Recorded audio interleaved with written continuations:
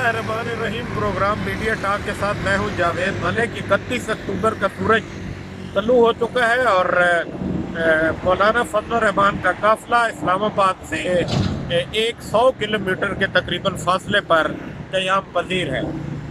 आज का दिन इस्लामाबाद के लिए इसलिए बहुत अहम है कि रहबर कमेटी मौलाना फजल रहमान की जमात और दीगर तमाम सियासी जमातों के इत्तेहाद का आज़ादी काफिला जो कराची से शुरू हुआ था उसने आज इस्लामाबाद में किसी भी वक्त दाखिल होना है।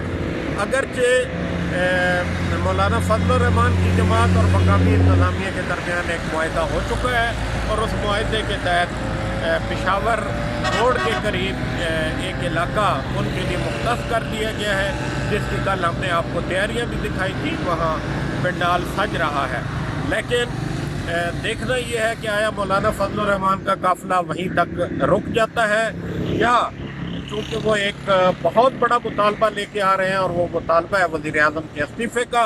अगर वज़ीर आज़म का इस्तीफ़ा नहीं मिलता तो मौलाना फजल रहमान का ये जो आज़ादी मार्च है ये आया पेशावर बोर्ड तक ही ठहरेगा या उससे आगे जाएगा।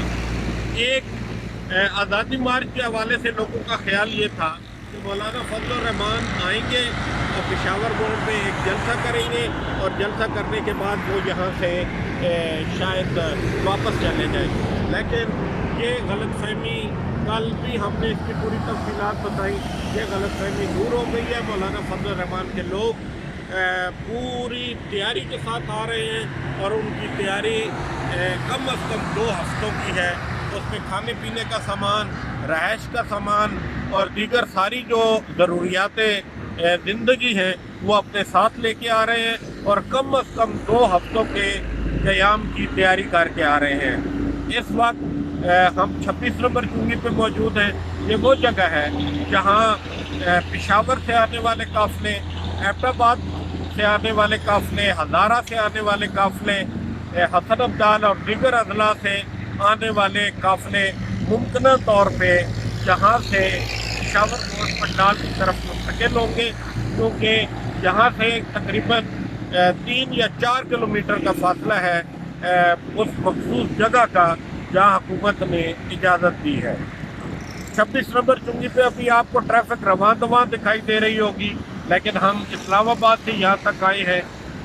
पुलिस की नफरी मौजूद है, एफसी के एहलकार मौजूद हैं, पंजाब से एक्स्ट्रा पुलिस बुला ली गई है।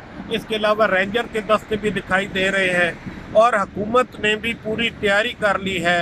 कंटेनर लगना शुरू हो गए हैं और आज दिन 12 बजे के बाद शायद इन तमाम इलाकों में आपको इतनी आसानी के साथ नकलो हरकत न कर पाएँ।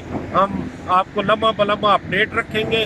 हमारा चैनल सब्सक्राइब कीजिए, घंटी का बटन भी दबा लीजिए ताकि इत्तलात आप तक ताज़ा तरीन पहुँचे।